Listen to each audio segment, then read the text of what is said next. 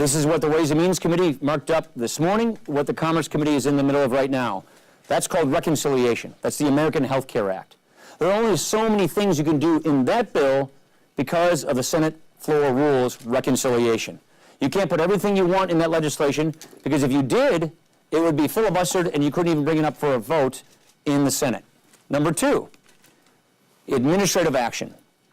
This law, Obamacare, has 1,442 sections or instances that gives the Secretary of HHS enormous amounts of discretion to administer health care. Meaning, I don't think Barack Obama, Nancy Pelosi, and Harry Reid, when they crammed this bill through, ever thought Donald Trump would be president and Tom Price would be the Secretary of HHS.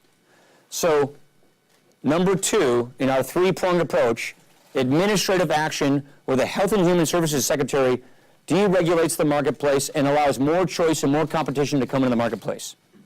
Number three, and this is where I think there's a lot of confusion all over the map, additional legislation that we feel is important and necessary to give us a truly competitive healthcare marketplace. So think of things like interstate shopping. That's a reform that we've long believed in, that we think is really important to get regulatory competition, to give people even more choices. Association health plans. Let a farmer buy her insurance through the National Farm Bureau plan, or a restaurateur buy his insurance for he and his employees through the National Restaurant Association plan on a nationwide basis. Let small businesses buy their insurance through the NFIB plan nationwide. We would love for that to be in this reconciliation bill, but the rules in the Senate don't allow that to happen. So we're going to move those bills independently. We're going to move those bills at the same time through our process and bring those to the vote. Unfortunately, they'll have to hit what we call the 60-vote threshold. So we have a three-pronged approach to repealing and replacing Obamacare. Let's get into why this needs to happen and why it needs to happen now. Options are disappearing fast.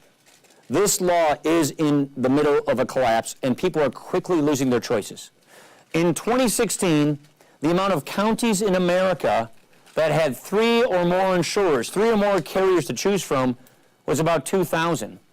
In 2017, that number has plummeted. Insurers are leaving the marketplace, choice and competition is going away, and people are having less choices. How many insurers, how many counties in America that had just one insurer? A little over 200 just last year. So in America, about 200 counties had only one plan to choose from, one insurer. This year, in 2017, that number has skyrocketed to over 1,000 counties. Over 1 in 3 counties in America, you got one plan to choose from. These insurers probably never intended on being monopolists, but they are in these counties. There is no choice, no competition, one plan to choose from. It's a 454% increase in American counties of people who are stuck with one option. Now that Humana has said that they're going to pull out of the marketplace next year, they're going to be counties that will have 0 options. So here is what is happening under a law that is collapsing. Premiums are going up and going up at a very, very fast clip. Options and choices are going down. So what we're seeing in America is people who have to go buy their own health insurance are getting far, far fewer choices, down to the point where they have one in 1 out of 3 counties in America, and the price they pay for that coverage is going up and up and up. Take a look at what's going on around the country. This just shows you a map of the premium increases just this year alone. Minnesota, 59% increase in their health insurance premiums. Pennsylvania, 53% increase in their health insurance premiums. Tennessee, 63% increase in their health insurance premiums this year alone, over 1 year. Alabama, 58%. Oklahoma, 69% increase in their health insurance premiums. Nebraska, 51% increase in their health insurance premiums. Arizona clocked in at a 116% increase in their health insurance premiums with Obamacare. Here's what's happening. Quote, Obamacare is in a death spiral. It is not getting any better, it's getting worse. That's the CEO of one of America's leading health insurance companies, Aetna, said this just a couple weeks ago. What is a death spiral? It's a weird term. It's kind of gruesome if you ask me. A death spiral is a system where in an insurance pool, only sicker people who absolutely have to have the insurance buy it, and healthier people who want the insurance won't pay those really high prices because it's too expensive, and they don't absolutely have to have it because they're healthy. So in any kind of a pool, typically you have a healthy person paying premiums to subsidize that sick person. But the way they set up Obamacare, it's not working that way. So only the people who must have health insurance, the older and sicker person's buying it, it's cranking up the cost of the insurance so fast that the premiums are just spiraling out of control, and the insurers are losing so much money that they're just pulling out of the marketplace. That's called the death spiral. It is literally an actuarial or mathematical collapse of the insurance markets. That's what America is facing today. If we simply did nothing, just washed our hands of it, if we in the majority party said, you know what, the Democrats gave us Obamacare, let them live with it, the collateral damage in this country would be awful. More and more people would see even higher premium increases in 2018. More and more people would just see zero choices. We can't do that. The goal of healthcare reform has always been one we all share. The goal of healthcare reform is people get access to affordable coverage. Our goal is use choice and competition, not government coercion and mandates. So here's what we propose. Here is the American Health Care Act, the bill that is moving through the committee process through regular order today, the bill that's going to take 3 weeks just to move through the House because we are following regular order. Lower costs, more choices, not less, patients in control, universal access to care. These are the 4 driving principles that we are focused on. Lowering the costs, giving people more choices, having patients in control, and universal access to care. Let me walk you through how exactly we propose to do this. These are long-standing conservative principles that those of us who've been working in healthcare for about 20 years have been fighting for, dreaming about, working toward. Now we have an opportunity to do that. How do we do this? First of all, you've got to repeal this law. You've got to repeal the taxes in Obamacare. It's $1 trillion in taxes on Obamacare that make it harder to make medical devices, that make it harder to lower costs in health insurance, that drive up the cost of health care. The spending. The spending in Obamacare is getting out of control. It's a debt explosion. But more importantly, the way the system works is it's driving up the costs and the mandates. The mandates are arrogant and paternalistic. It is the government at the federal level telling people, this is what you have to buy. It's going to be really expensive. You must do it. If you don't like it, tough. That's what the government is saying to Americans today. So we get rid of the taxes, we get rid of the spending, we get rid of the mandates.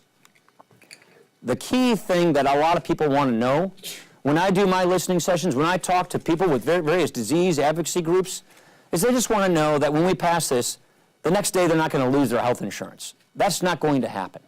We pass this law, and the day after, Americans who have insurance aren't going to lose it the day after. We need to have a stable transition to conservative health care reform, and that's what we're doing so that we do not pull the rug out from anybody who is enjoying some kind of coverage they have today. So we want to have a stable transition. And a few of the points that I think are really important to just bring peace in mind to Americans who are concerned about all that's going on here is we want to protect people with pre-existing conditions. We think that that's very important.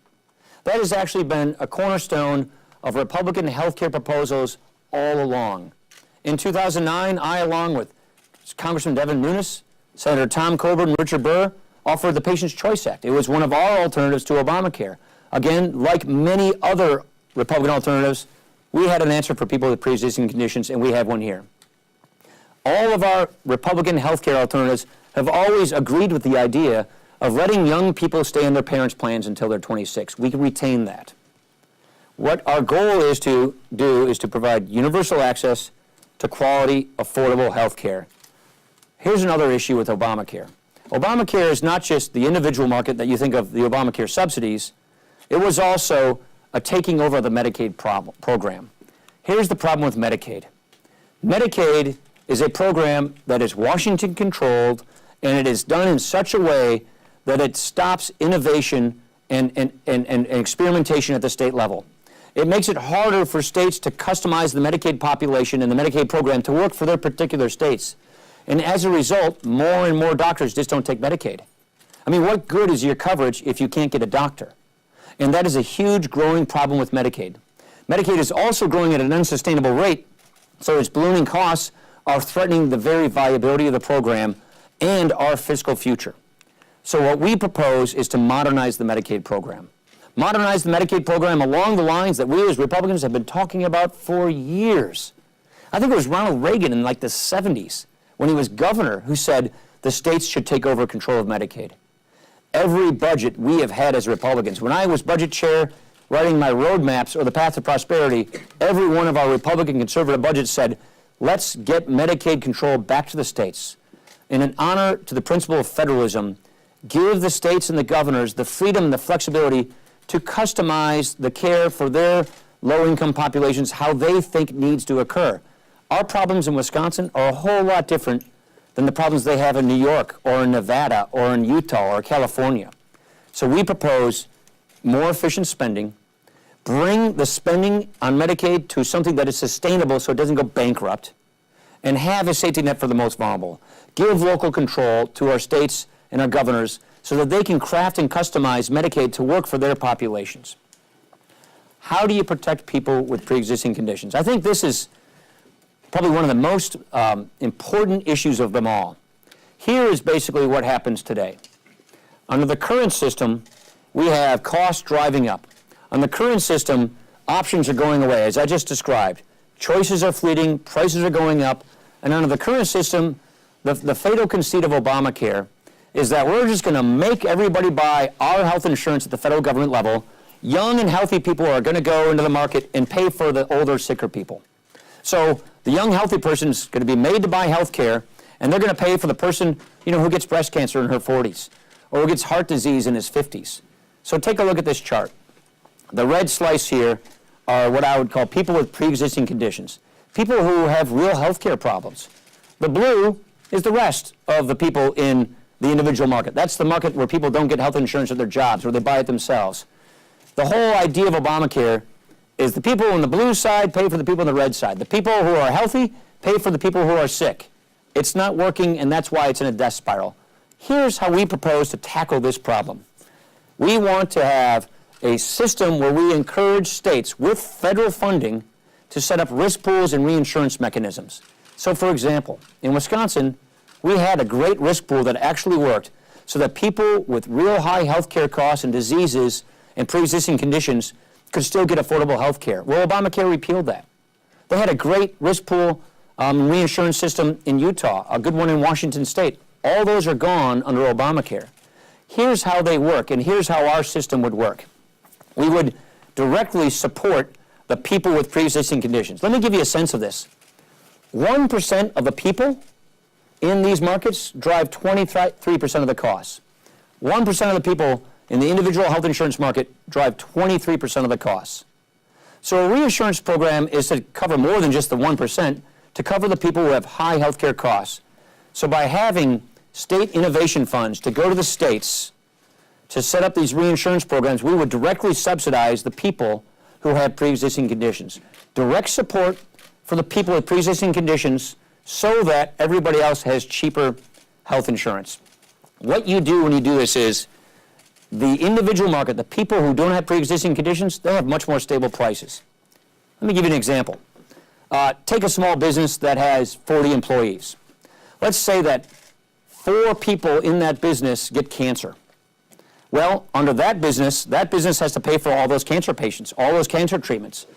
So the other 36 people in that 40-person pool get hit with much, much higher premiums to pay for the 4 that got cancer. That's how insurance works today. And that is one of the reasons why this thing is going bankrupt. Here's our solution. Let's make sure we just cover the people who have pre-existing conditions. Make sure that reinsurance or risk pools kick in for those 4 people in that small business that get cancer, subsidize that coverage, and what you do by doing that is you dramatically lower and stabilize the price of insurance for everybody else. So those other 36 people in that small business have predictable prices, lower prices. That brings you more choice, more competition, and lower prices for the vast, vast majority of Americans who are not in the pre-existing condition category.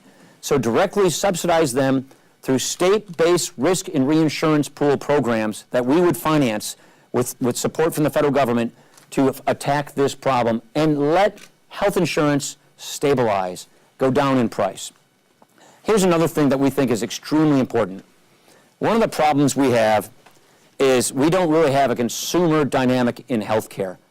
People don't always care what things cost or how good care is going to be because they don't get that information. We actually immunize or block the ability for people to actually see what things cost in healthcare or to act like a consumer. Let me give you an example. Jana and I have 3 kids. They're 33 months apart. We call them Irish triplets. Our 3 kids had 3 tonsillectomies over the course of 3 years in Janesville, Wisconsin, from the same ENT at the same hospital. At each one of these times, I tried to find out, what's this tonsillectomy going to cost? Never could I get that answer to that question. I only found out what it costs months after those procedures when I got various bills from the ENT, the ear, nose, and throat doctor, from the anesthesiologist, from the hospital. And the variation of price between those 3 procedures from the same doctor in the same hospital within 3 years was huge. One of them, the recovery bill, the recovery for my son, he sat in a lazy boy, ate Jell-O, watched SpongeBob for 2 hours. That was $1,400. I mean, this stuff is crazy. We don't shop like this for anything else we buy in our life. Why should we shop like this for health care? And so what health savings accounts achieves, this is the law that I helped write in 2003, something that we as conservatives have been fighting for the whole time, is we want to increase health savings accounts, which is what we do in this bill, so we have more competition and lower costs. Here's the point I'm trying to make. In 2000, I got LASIK surgery. The reason I can see you all so well is because in 2000, I got this LASIK surgery, which was elective. Insurance didn't cover it. And so I knew exactly what the procedure was going to cost up front. And since then, this excimer laser that does this procedure has been revolutionized 3 times, and the price is lower. So in this area of healthcare, quality went up and costs went down because I cared as a consumer what it was. So it's not that that dynamic cannot happen in healthcare, it's that it isn't happening throughout most of healthcare. And what health savings accounts does is it helps hardworking taxpayers get access to affordable solutions to help them pay for their out-of-pocket costs, but it's also their skin in the game, their money. If they save money by saying to a hospital or a doctor or a healthcare provider, what is this going to cost me? Where's the best value for my money? If we can bring that consumer pressure to bear in healthcare, we can dramatically enlist the support of millions of Americans to help us fix this healthcare problem. And that's one of the critical things we're trying to achieve here. Instead of using OPM, other people's money, to pay for healthcare that you don't care what things cost, we want to harness the power of the marketplace, the power of the consumer, of the patient and the doctor, to demand better services, to demand better quality. We want transparency on price, on quality, and an economic incentive to act on that thing so that we can bring consumers to the bear. This is what we say, this is what we mean when we say we want a patient healthcare system. Okay, here's a really important part of our American Health Care Act, refundable tax credits. I want to explain exactly what we mean when we say this. Under the current Obamacare system, we have a Washington-controlled system with skyrocketing premiums and dwindling choices. It's a death spiral, it's collapsing, government makes you buy what you want to buy, and it's an open-ended subsidy for a lot of Americans. Our solution is a portable monthly tax credit. This is why we believe this is the right way to go. We want a market-based system which will give us lower costs, more competition, and more choices. There's a real problem in the tax code today in that the tax code discriminates against people who don't get health care from their job. If you're working and you're not on Medicaid, and you have a job that's paying you 10, 12, 15 bucks an hour, and that job does not give you health insurance, there's nothing that the tax code does to help you buy health insurance. If you do have health care from your job, you have an open-ended tax benefit. So what we're saying is that's really kind of not fair to the man or woman who's working at a job that doesn't get health insurance offered to them. Let's equalize the tax treatment of health care and give people the same kind of tax benefit to go buy health insurance if they don't get it from their job. And giving a person a monthly a portable tax credit gives them the ability up front to go buy health insurance of their choosing. And here's the key. You buy what you want to buy.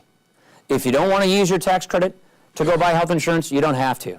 If you don't want to buy this plan, you want to buy that plan, go for it. It's your choice. It's freedom. It's called free market health care. The states get to set up their own health insurance systems. The states get to set up their own regulations so that you can buy whatever you want to buy where you live. That is called patient's choice. That is called a patient-centered system. And that is one of the biggest tools we believe can be used to replace Obamacare. This is part of replacing Obamacare with a system that works to give everybody universal access to affordable coverage. Now, here is where we stand. The current system is riddled with endless regulations that are driving up costs and limiting choices for consumers, and you see how the collapse is occurring. Our solution, greater consumer options. The patient is the nucleus of the healthcare system. We don't want insurance companies becoming monopolies looking for favoritism in a cronyistic way at Washington. We want health insurers, hospitals, doctors, all providers of healthcare benefits competing against each other for our business as consumers. That is how the great American free enterprise system works in all other aspects of our lives and our economy. That's what should work in this system as well. So the result, you choose the plan that meets your needs. You buy what you want to buy, not what the government tells you to buy. So our goal here is final as this: lower costs, more choices, patients in control, universal access to care. There are 2 points I would make in conclusion. We as Republicans have been waiting 7 years to do this. We as Republicans who fought the creation of this law and accurately predicted that it would not work, ran for office in 2010, in 2012, in 2014, and in 2016 on a promise that we would, if given the ability, we would repeal and replace this law. How many people running for Congress and the Senate did you hear say that? How many times did you hear President Donald Trump, when he was candidate Donald Trump, say that? This is the closest we will ever get to repealing and replacing Obamacare. The time is here, the time is now, this is the moment, and this is the closest this will ever happen. It really comes down to a binary choice. We now have the ability, through the budget rules that we have in the Senate, with our three-pronged approach, to actually make good on our word. We told people in 2016 what it would look like when we had the chance to replace Obamacare. That was our Better Way plan. That's what this is. So we said in 2016 to our citizens, to the American people, to our constituents, if you give us this chance, this opportunity, this is what we'll do. Now is our chance and our opportunity to do it. Questions? Chad. Thank you, Mr. Speaker. You say this is a binary choice. A two-part question here. Why would somebody not believe this is take it or leave it when you hear from members of the Freedom Caucus and conservatives say take your bill or change it? And number two, when the Democrats approved cap and trade in the summer of 2009, there was much criticism of a manager's amendment, which was put in at the end to make that bill ripe for passage on the floor. When we hear these criticisms from Republicans, why would we expect something like that not to emerge in this case to make that bill okay to pass and get their votes? So I would answer it in this way. What people are talking about, and there's a lot of frustration, a lot of confusion, frankly, out there among conservative groups and even among members, is reconciliation has certain limits. So there are folks who would love to see us put in this reconciliation bill all these other ideas. One conservative group is saying, by golly, you better stop shopping across state lines in this bill, or else we're not going to support it. Guess what, Chad? If we did that, we wouldn't be able to pass this bill. It would be filibustered in the Senate. It wouldn't even come up for a vote. So the last thing we want to do is prevent our ability to actually get law made. So it really is a conversation about the third prong approach. The other bills we're going to pass outside of reconciliation, which in the House, we're a majority body, we can pass, that go to the Senate. So much of the conversations are about moving this other agenda on the same track around the same time to get these things done. The last point is, as you know the process, but a lot of people don't, we're going through 4 different committees. That's how legislation works through regular order. We just did the Ways and Means Committee last night. We're in the middle of the Commerce Committee. Next week it goes to the Budget Committee, and then it goes to the Rules Committee before it goes to the House floor. The bill will be out there for 3 weeks to be looked at. Go to readthebill.gop. It's a 123-page bill. It's not 2,000 pages of something that they just whipped together and flipped to the floor like they did. We didn't write it in Harry Reid's office on Christmas Eve. This was written by our committees. And let's back up a second even further. This bill has been worked on for a year. This bill was worked on from January to June last year so that we could offer our constituents and the American people in our Better Way agenda what we would replace Obamacare with. We offered it up in June. We ran on it all through the election, and now we've translated it into legislation. And even backing up further, these two key components, block granting Medicaid back to the states, defederalizing an entitlement, putting a cap on it, that is something that conservatives have been talking about and dreaming about for decades. In repealing another entitlement, Obamacare, its mandates, its subsidies, its taxes, and replacing it with Republican free market healthcare tax policy, if you told me 10 years ago this is where we would be, I'd think I'd be in a dream. I'd be doing backflips. To conservatives who've been fighting for healthcare reform, this is so exciting. And so what's happening now is members realize this is the chance, this is the once-in-a-lifetime opportunity. So naturally in the legislative process, people are saying, well, I'd love to have this in there, I'd love to have that in there. That's the legislative process. That's what we're going through. And what people are sort of learning is this reconciliation tool is pretty tight. There's a lot of stuff we would love to put in the bill, but unfortunately the Senate rules don't allow us to do that. And that's where you see a lot of confusion and a lot of frustration, understandably so, but that's also why we have a three-pronged approach. Administrative actions by Tom Price at HHS, and the additional legislation that we're going to move as well. And so just to clarify, not to belabor the point, so you're saying that this bill was crafted in a way so it would meet the reconciliation Byrd test in the Senate. Correct. Ergo, there couldn't be much change to this, and you have Correct. the other options. Yeah, so there's not many changes. well, we'll see. We'll see what we have to do when we get our score, because as you know, when you go to authorizing committees, you typically don't go with your score already. When we get our score, I'm sure we'll probably have to make some tweaks and adjustments. That happens every time we do reconciliation. But yes, this bill is written so that it's called privileged. This bill is written so that it can't be filibustered, so that they have to bring it up and vote on it in the Senate. And if we put things in this bill that take that privilege off of it so that it's not reconciliation, they won't even vote on it. They will filibuster it and they won't even vote on it. So that's what I mean when I say this is the closest we've been to repealing and replacing Obamacare. And let me just say it again. This is the closest we will ever get to repealing and replacing Obamacare. Yeah. Mr. Speaker, how did you come up with the amount that you would give out in tax credits, and why should a family that makes $140,000 a year get the same amount as a family that makes $40,000?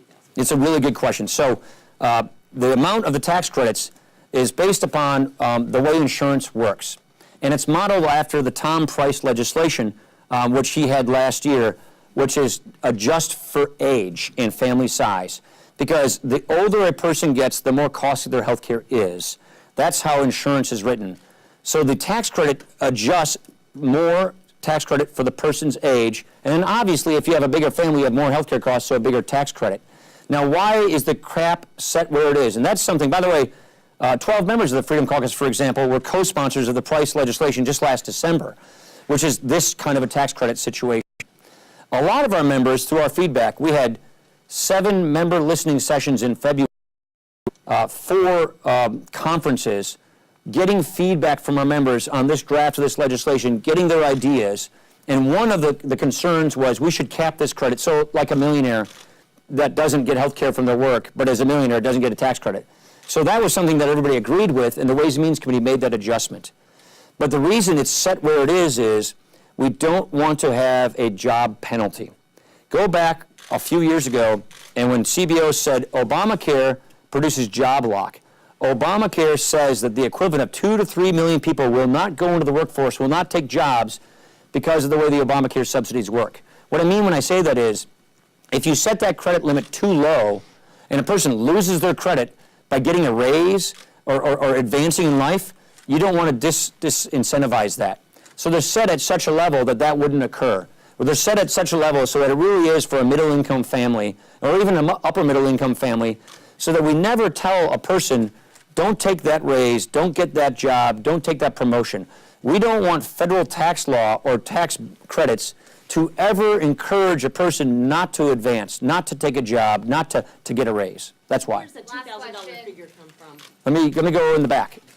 Kayla Township, CNBC. You'll need companies on board to provide the optionality that you're talking about.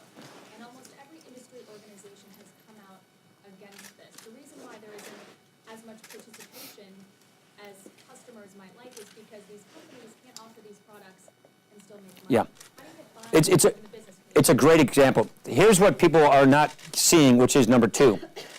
Tom Price, for legal reasons, can't tell you what he's thinking about doing. There's laws that prevent that. We can do so much deregulation through the executive branch by the Secretary of Health and Human Services. He actually just put one regulation out the other day, which will go a long ways toward lowering the cost of health insurance. So they haven't even seen yet what our Secretary at HHS can do in number two, in phase two here, where they actually can dramatically lower the price of health insurance. So those companies haven't seen that yet. So there are no concessions. So let me just finish, don't interrupt if you don't mind. Here's the other point. We have basically a few options in front of us. Number one, do nothing, let the system collapse. What the insurers are telling us is, if you thought a 25% average premium increase was rough in 2017, it's going to be a whole lot more than that in 2018, and more insurers are going to pull out. So the insurers are telling us, if we don't know what's going on come late spring, we're going to have massive premium increases and pullouts, and you'll collapse the individual market. What they also tell us, though, is if you only repeal the law, just gut and repeal the law, as some folks are suggesting, then you'll have triple-digit premium increases, and you'll collapse the individual market. You got to remember, if we just repeal Obamacare, it's not like life in the world goes back to life before Obamacare. Obamacare did so much damage to the U.S. health insurance system that it's not as if you can just go back to the day before. So that's why we are offering a better way. That's why we're offering the American Health Care Act.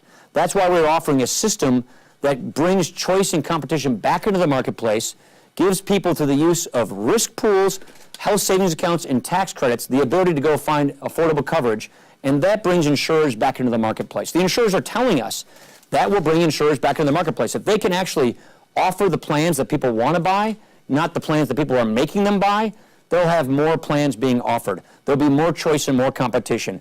That is what brings down costs. And in conjunction with all the administrative things that Tom Price can do, those efforts together can help dramatically save our system and give us low-cost health insurance, better quality health insurance,